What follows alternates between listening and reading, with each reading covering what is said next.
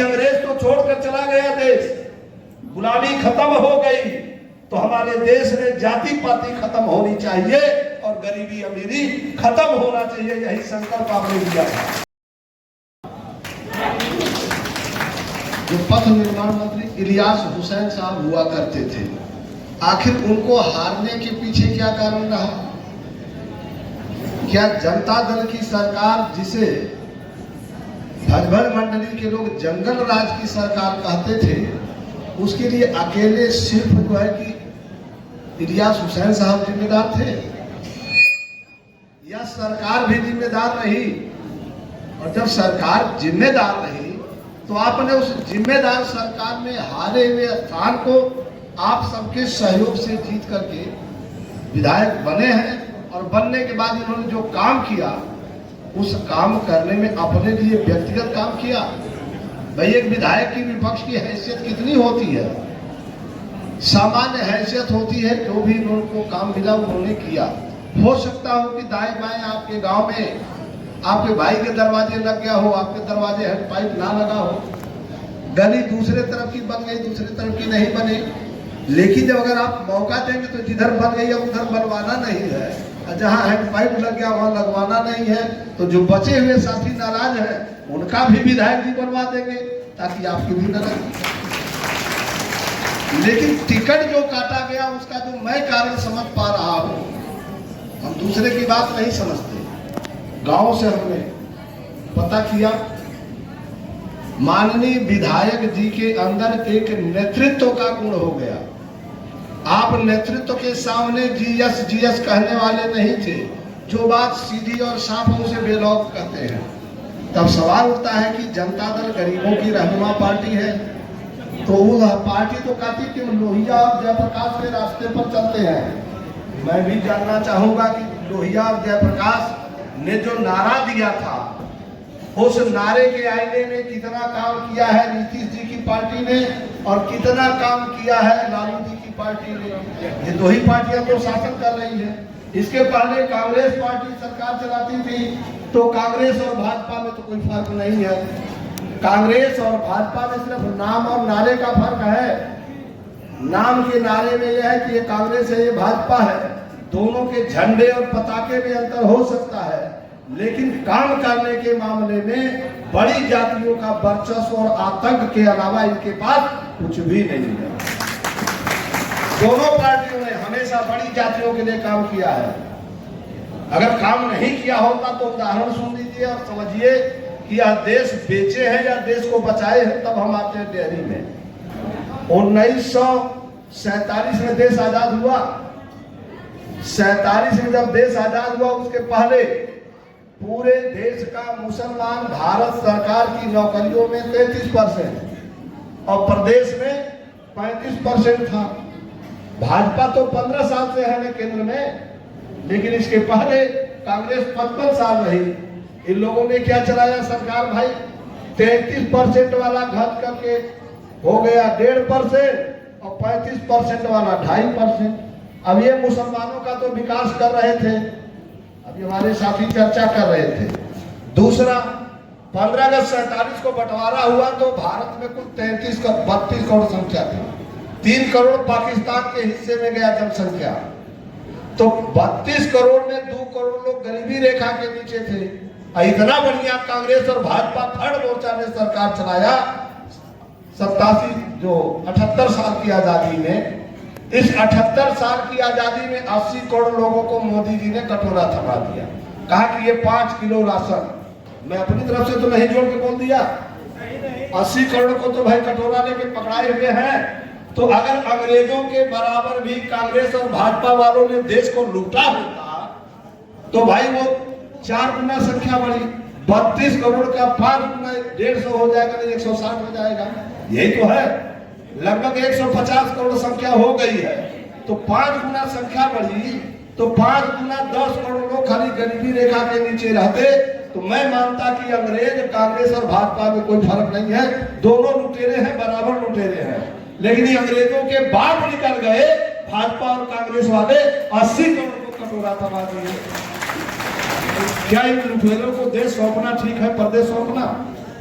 मैं जानना चाहूंगा अब दूसरी की लाइन बात, तीसरी लाइन, दोनों देशभक्ति का राग अलापते हैं और नाटक हमको समझाते हैं। देश आजाद हुआ उसके पहले सन 32 में घोषणा हुआ कि भारत में रुपया, सोने और जो चांदी का है वो एक हाथ से दूसरे हाथ में चलते चलते घिस जाता है, वजन कम हो जाता है, मूल्य कम हो जाता है। थोड़ा पढ़ाई लिखाई का मामला है, आप समझेंगे गहराई से। अगर उसको कहीं घर में रख दिया जाए, बदले में कागज का नोट दे दिया जाए, तो भाई कागज तो घिसे फट जाए, लेकिन रुपया आपका घर में सुरक्षित है। घरों में सुरक्षित नहीं है, वो ले जाएंगे, फट जाएगा, फिर नकली बदल के असली हो जाएगा। लेकिन रुपया आपका घर में है तो उसमें 11.66 ग्राम का एक सोने का अथवा चांदी का सिक्का होता था। अंग्रेज जब देश छोड़कर चला गया तो भारत में अब 10 ग्राम का एक सिक्का मिलता है, सोने या चांदी का मिलता है या नहीं?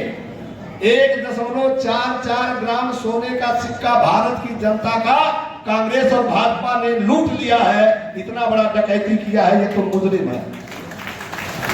दूसरा मुजरिम, जब हमारा रुपया घर में रखा है तो उसका वजन घटे बढ़े बिना ही उसका कीमत कैसे बढ़ गया? आज तो 1 रुपया बराबर सोने का कई हजार रुपए मिलेगा। इस पर हम और हमारे साथियों ने मध्य प्रदेश में मुकदमा किया सिंगरौली में, और झगड़ा इस बात का था कि मोटरसाइकिल में तेल भराया गया तो वो समय 20 रुपया लीटर पेट्रोल था। कहा कि भाई 20 रुपए दीजिए तो 1 रुपया देंगे, 5-5 लीटर भराएगा, 100 का नोट। तो उठा करके 1 रुपए का सिक्का हम लोगों ने दे दिया कि भाई इसको तो ले लो, क्योंकि इस पर लिखा है 2 रुपए का दिया गया। लिखा है धारक को 2 रुपए देने का वचन अदा करता हूँ। आप लोग अपना नोट निकाल के देख लीजिए, उस पर लिखा होगा कि जो इसको धारण किया है, जय रुपए का नोट है, उतना धारक को देने का वचन देता हूँ reserve bank of India governor, लिखा होता है। तो अब जब रिजर्व बैंक का वो ऑर्डर है कि गवर्नमेंट ऑर्डर देती है कि आपका रुपया, तो हमने कहा कि 2 रुपया जो 1934 में बैंक में हमारे बाप दादों ने रखा था, तो वह 2 रुपए वाले सोने के सिक्के के बराबर का 100 रुपया का काट लो अपना पेट्रोल, और हमारा बाकी 190 दे दो इधर। वो लगा हाइवे पे होने तू धक्का मुक्की पीटी पीटा खूब हुआ। उसके बाद FIR दर्ज हुआ। मुकदमा संख्या 4748/2006 है। जब मुकदमा दर्ज हुआ सुप्रीम कोर्ट तक गया और उसमें फंसने लगे देश के राष्ट्रपति, प्रधानमंत्री, पूरा cabinet, supreme court, high court के जजेस।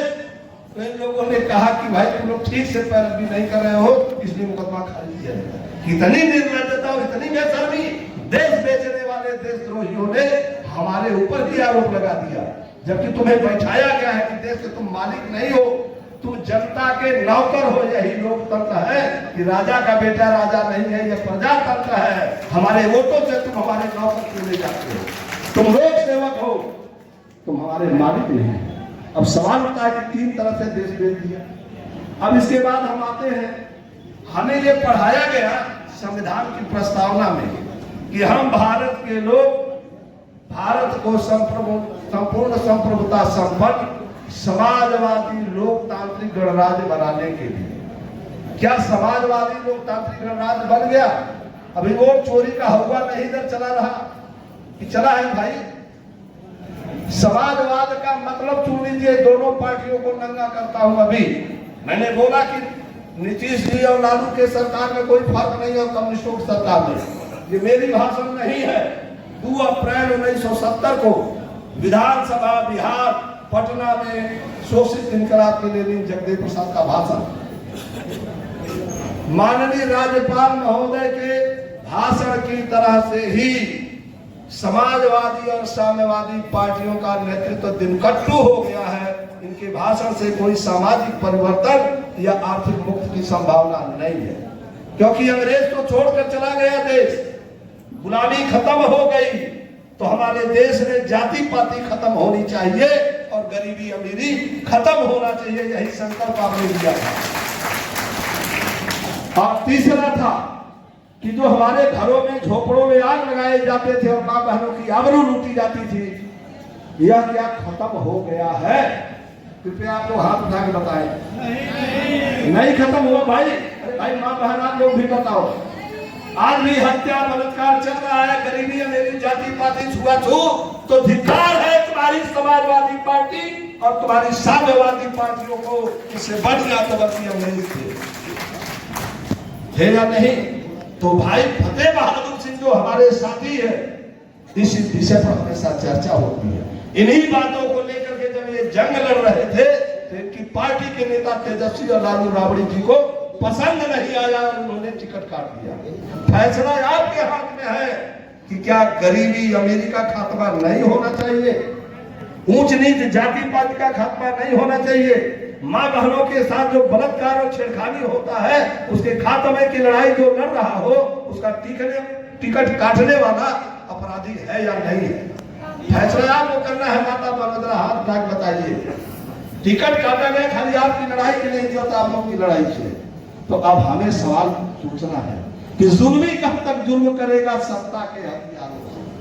जुल्मी यानी टिकट देने वाला, टिकट देना उनका काम है और न टिकट देना बिहारी विधानसभा की जनता का काम। इसलिए मुझे कहना पड़ा कि जुल्मी कब तक जुल्म करेगा सत्ता के हथियारों से। जर्रा जर्रा गूंज रहा है परिवर्तन के नारों से, परिवर्तन के नारों से। यानी मेरी बात समझ में आ रही है ना कि काहे के लिए टिकट काटा गया और काहे आपने निर्दल लड़ाई लड़ा।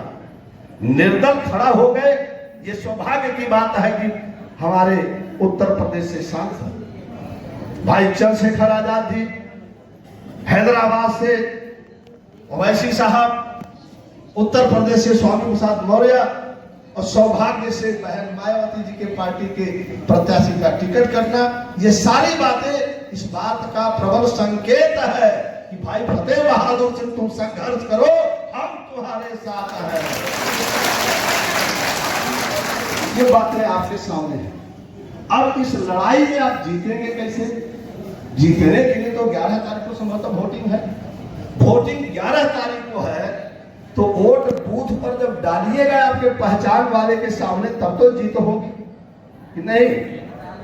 तो आपकी जिम्मेवारी है कि आप लोग अपने अपने गांव में और पास पड़ोसी गांव में भी घर घर जाके यह बताएं कि ये लड़ाई कोई आसान नहीं है।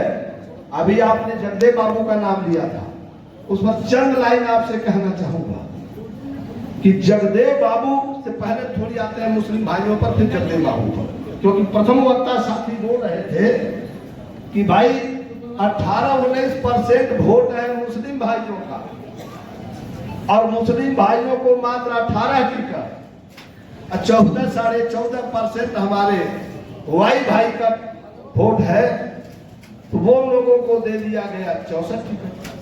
यही तो है। अब सवाल है ये न्याय है या अन्याय है? क्यों भाई? अगर अन्याय है तो यहां तो नारा जगदेव बाबू ने लगाया था कि देश की धन धरती बट के रहेगी, भूखी जनता चुप न रहेगी। जब कम्युनिस्टों ने नारा दिया तो जगदेव बाबू ने दिया कि जो जमीन को जोते बोए वही जमीन का मालिक होवे। और 1967 के बाद 74 में जब शहीद होते हैं तो उन्होंने जो पंपलेट जारी किया था 7 सूत्री मांग, उस मांग के साथ उन्होंने कुछ और दिया था। उन्होंने कहा कि शोषित इनकलाब है क्या, जगदेव प्रसाद क्या चाहता है जिसके लिए जंग लड़ रहा है।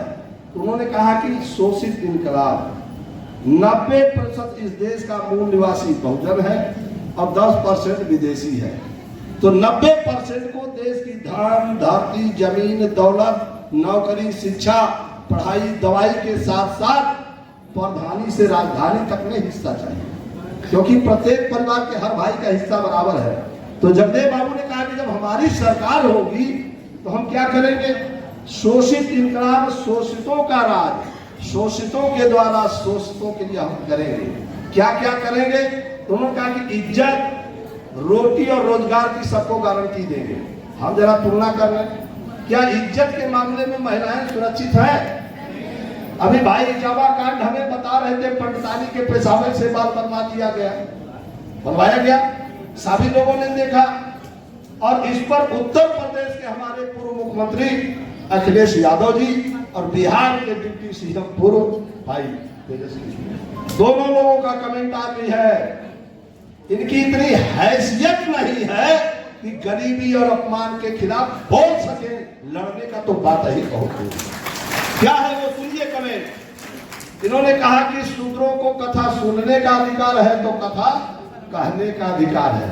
अरे भाई तेजस्वी जी और हमारे अखिलेश जी, अगर आपने कह दिया होता कि हिंदू धर्म में जाति व्यवस्था है, हिंदू कोई धर्म नहीं है, ब्राह्मण धर्म में वर्ण व्यवस्था जाति व्यवस्था है और जातियों के आधार पर अहिर जाति का होने के कारण हमारे भाइयों की पिटाई की गई है कथा कहने के कारण, और पंडितानी के पेशाब से बाल उड़वाया गया। ऐसे हिंदू धर्म को कूड़े करकट की तरह से झाड़ बहाव के फेंक देंगे, आग लगा देंगे या टट्टी पेशाब की तरह से उसको फेंक देंगे। उसके बाद हम नया धर्म स्वीकार करते, एक दिन में पूरे देश का ब्राह्मणवाद सरेंडर हो जाता है, आत्मसमर्पण कर देता। अब घुटने टेक के शंकराचार्य जी कहते त्राहिमाम यादव जी, हम आपके शरण में हैं, आज से वर्ण व्यवस्था जाति व्यवस्था खत्म करेंगे। लेकिन आपकी इतनी हिम्मत नहीं, आप उसके खिलाफ बगावत नहीं कर सकते, जबकि इधर बाबा साहब कह रहे हैं कि स्वराज्य है god, no significance without caste society. जाति का विनाश किए बगैर भारत में आजादी का कोई अर्थ ही नहीं है। ये बाबा साहब अम्बेडकर कह रहे हैं और किताब भी उन्होंने लिखा, किताब लिखा एनिहिलेशन ऑफ कास्ट, जाति भेद का विनाश। तो जगदेव बाबू ने क्या कहा? उन्होंने कहा कि जो तुम्हें नीच गुलाम लाचार बनाया है वह तुम्हारा उद्धार कभी नहीं कर सकता बाबा साहब। तो जगदेव बाबू ने पूछा, रूस का एक पत्रकार आया था और एक अमेरिका का, रूस वाले का नाम है पॉल लॉर्ड लेविन और अमेरिका वाले का नाम है प्रोफेसर एफ थॉमसन जॉनसन। एक इतिहास विभाग का दुनिया का सर्वोच्च पदाधिकारी, दुनिया का अर्थशास्त्री अमेरिका वाला। दोनों लोगों के क्वेश्चन है ये 1969 और 70 में पूछा कि जगदेव बाबू आप कम्युनिस्ट क्यों नहीं हैं? उन्होंने कहा कि जिस देश में पंडित जी सर पर सवार हैं, सर्वोच्च शिखर पर बैठे हैं, और वही बेचारे इस देश में कम्युनिस्ट पार्टी के सबसे बड़े वाहन, यानी इंद्रदीप सिंह, चंद्रदीप सिंह, चंद्रशेखर सिंह जैसे लोग पार्टी के सर्वे सर्वा बने हुए हैं, महंत हैं। तो क्या मेरे जैसा आदमी जो सर्वहारा का बेटा है, जो कुत्ता मांस की रखवाली कर सकता है क्या? तो पॉल लॉर्ड लेविन, रूस वाला जो जहां से कम्युनिस्ट पैदा है, रूस के उस नेता ने कहा कि कुत्ता कभी मांस की रखवाली नहीं कर सकता और बिल्ली दूध की रक्षा नहीं कर सकती है, घोड़ा घास से दोस्ती नहीं कर सकता, कुत्ता मांस की रखवाली नहीं कर सकता। यही बात कटु सत्य और नग्न सत्य है।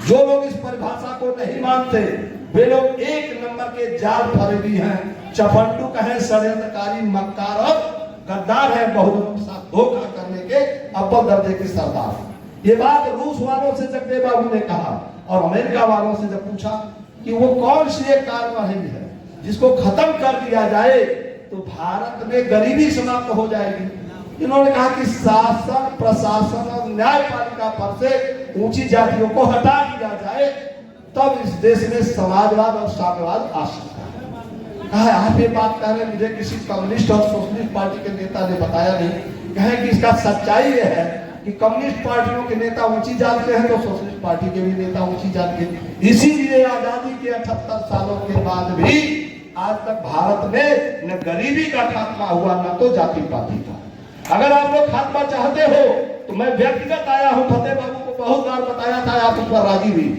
कि अगर मुझे आप जिता देंगे, अभी कल भी वार्ता हो रही थी, तो आपने कहा कि मैं आजाद पार्टी का तो बड़ा पावर लेके चलूंगा प्रदेश में, आप मेरे साथ रहेंगे, मैं जगदेव बाबू के सभी जो सपना है, जो उनका नारा है, उसको हुबहू लागू करूंगा। क्या आप चाहते हैं कि जगदेव बाबू का सपना पूरा हो? बोलिए भाई कृपया। अगर चाहते हैं तो जगदेव बाबू का कुछ सपना सुन लीजिए। पहले लाइन में बोले हैं कि इज्जत सबको देंगे, चाहे ऊंची जात का हो या नीची जात का। ये भारतीय संविधान का अनुच्छेद 14 सबको समान बराबरी का अधिकार देंगे। दूसरा है रोटी देंगे, या 80 करोड़ जो कटोरा लेके भीख मांग रहे हैं, मैं दावे के साथ करता हूँ राकेश कुमार मौर्य अपनी हैसियत से, मैं अर्थशास्त्र में पीएचडी करने के बाद इस बात को जानता हूँ, मुझे भारत का प्रधानमंत्री पूर्ण बहुमत से बना दो, 24 घंटे के लिए अगर बना दिया तो भी मोदी ने 15 लाख रुपया आपके खाते में नहीं डाला, मैं 1-1 करोड़ रुपया उसी दिन जिस दिन बनूंगा उसी दिन डालने की गारंटी दे रहा हूँ। 1-1 करोड़ रुपया। गरीबी तो भागेगी ऐसे जैसे लाठी देख के भूत भागेगा। वो सारे चीज हम जान रहे हैं, लेकिन ये सारा खेल तुम्हारे वोटों से होगा। तो फतेह बाबू से बात की लड़ाई लड़ रहे हैं और इनका पार्टी का नेता इनको रोकने में लगा है कि जाति पाति रहनी चाहिए, माँ बहनों की आबरू रुकनी चाहिए, बेइज्जती होनी चाहिए, गरीब बने रहेंगे तब हमारी बात सुनी जाएगी। तो जगदेव बाबू ने कहा कि इज्जत रोटी के साथ रोजगार भी देंगे। क्या भारत में हर हाथ को रोजगार मिल गया? अरे नौकरी मिली है तो नहीं मिली तो काहे का ये समाजवादी, काहे का साम्यवादी? अब समाजवाद और साम्यवादी की परिभाषा, समाजवाद एक लाइन में डॉक्टर लोहिया का वर्क टू पे, जैसे एक परिवार में माता पिता, एक बेटा, एक बहू और एक उसका बच्चा, 5 हो गए। अगर कमाने वाला सिर्फ बेटा है तो उसको इतना वेतन दिया जाएगा जितना वो काम करता है। इसको कहते हैं काम के बदले वेतन। लेकिन मार्क्स ने ये कहा जो साम्यवादी है, जो भारत में साम्यवादी तो ढपोर संघी है तो साबित है, काम के अनुसार नहीं, जितनी आवश्यकता है, यानी माँ को जितनी आवश्यकता है, जितना बाप को है, जितना बच्चे को है, जितना बहू को है, जितना कमाने वाले को है, 5 को उतना वेतन मिलेगा जिससे पढ़ाई दवाई का मुफ्त इंतजाम हो जाएगा। और ये बात जब ये लोग लागू नहीं कर सके इस देश में, धोखा दिए, तब जगदेव प्रसाद को शोषित दल बनाने की जरूरत पड़ी। और बनाने के दिन ही उन्होंने कहा था कि आज मैं 100 साल की लंबी लड़ाई की बुनियाद डाल रहा हूँ, 100 साल के लंबी लड़ाई की बुनियाद डाल रहा हूँ। यह एक क्रांतिकारी पार्टी है, इसमें आने और जाने वालों की कोई कमी नहीं रहेगी। इसकी लड़ाई लंबी और तगड़ी होगी, इसकी धारा कभी रुकेगी नहीं। इसमें पहली पीढ़ी के लोग मारे जाएंगे, दूसरी की जेल जाएंगे, तीसरी के लोग राज करेंगे। जीत अंततोगत्वा हमारी होकर रहेगी, जिसे कोई रोक नहीं सकता। इसी बात को लेकर 5 सितंबर 74 को धरना प्रदर्शन, 7 सूत्री मांग, इससे 41-42 दिन पहले आरा के सहार में 23 जुलाई 1974 को दाम बांधो काम दो वरना गद्दी छोड़ दो, इसी विषय पर सम्मेलन में उन्होंने कहा कि यदि मैं 2 साल जिंदा रह गया, कितना कहा कि यदि मैं 2 साल जिंदा रह गया तो निश्चित तौर से भारत की सरकार हमारी होगी। जहां तक सूबे बिहार का सवाल है, हर हालत में हमारी सरकार होगी, इसे कोई रोक नहीं सकता। ये बात उन्होंने 74 में कहा। 74 से आज कैसा हो गया भाई? 26 साल उधर, इधर 51 साल। 51 साल पहले कहा कि 2 साल के अंदर अगर मुझे बना दिया तो इस देश में कोई न गरीब रहेगा, न कोई अमीर रहेगा, न कोई ऊंची जात वाला रहेगा, न कोई नीची जात वाला रहेगा, सभी मनुष्य बन के जिंदा रहेगा। ऐसा भारत हम बनाना चाहते हैं।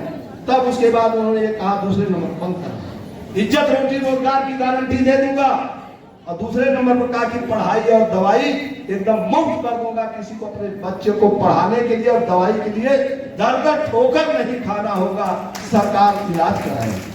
और कोई प्राइवेट न स्कूल होगा और ना ही प्राइवेट अस्पताल होगा कि डॉक्टर साहब मनमानी फीस देंगे। ये सब कुछ बंद कर दूंगा, क्योंकि यह जनता का शासन जनता के लिए, जनता के द्वारा होना चाहिए। यही लोकतंत्र की परिभाषा है। तीसरे नंबर पर कहा जमीन और दौलत का बंटवारा कर दूंगा। कोई हजारों एकड़ जमीन का मालिक है, किसी को सर छुपाने के लिए, झोपड़ी लगाने के लिए जगह नहीं है। तो ये फतेह बहादुर सिंह जी ने अपने दिल दिमाग में ठाना है। इसी बात को पहचान कर इनके पार्टी वालों ने इनका टिकट भी काटा है। इसलिए जगदेव बाबू के नक्शे कदम पर चलने वाले भाई फतेह बहादुर सिंह जी को आपकी ओर से इतना वोट दिया जाए कि सारी पार्टियों की जमानत जब्त हो जाए, में खड़ा होने का अवकाश। आगे असली समाजवाद यानी वैज्ञानिक समाजवाद, जिसको कहा कि माता पिता बच्चा और भाई के बाद जीवन जीने की रोटी मिले, वो समाजवाद अगर चाहते बंद कर रहा, वो समाजवाद लाना चाहते तो अगर अकेले आप जिता के मान लीजिए भेज देते, तो आपने देखा होगा बगल में बिहार से करके बना झारखंड प्रदेश, एक ही व्यक्ति अकेले निर्दल जीता और मुख्यमंत्री बन गए। तो अगर आप लोग इतना बड़ी कोशिश कर दीजिए कि हम लोगों का वह भी सपना पूरा हो जाए कि आपके साथ होने वाले जुल्म को रोकने के लिए किसी पार्टी को बहुमत न मिले और आप ही के वोट से बहुमत मिले, तो आप ही सरकार बना के बैठ जाएंगे। तो हम उस दिन के लिए आपसे चाहते हैं। अगली लाइन में है कि गांव से दिल्ली तक, जगदेव बाबू का जो सपना था कि गांव से दिल्ली तक जितने भी चुनाव होते हैं, ऊंची जात का एक भी व्यक्ति चुनाव जीत के जाना नहीं चाहिए। 10% के शासन का खात्मा गांव से दिल्ली तक हम चाहते हैं कि 90% ही यहाँ का नेता रहेगा, 10 वाले हमारे रहमो करम पर जिंदा रहेगा। ये जगदेव बाबू ने, इसलिए हेलो तो अंतिम बारी बोल रहे हैं भाई फतेह सिंह की कामयाबी पर अगर आप लोगों ने दिल दिमाग से साथ दे दिया और ये विजयी होते हैं तो इन पर लिखना पड़ा कि भाई फतेह सिंह की कामयाबी पर बुलंद पूर्वजों का कारवां होगा और रिहान मनवादी जल्लाद के हाथों से जल्द ही अशोका दी ग्रेट का आसिया होगा। अरे चखाएंगे मजा गुलशन की गुस्ताखी का, चखाएंगे मजा गुलशन से की गई गुस्ताखी का। देखें आप कौन आपके साथ खड़ा होता है, क्योंकि न जाने बाद मुर्दन कौन यहाँ और कौन वहां खड़ा होता है। इन सारी बातों के साथ अंतिम बाणी कह के विराम दूंगा।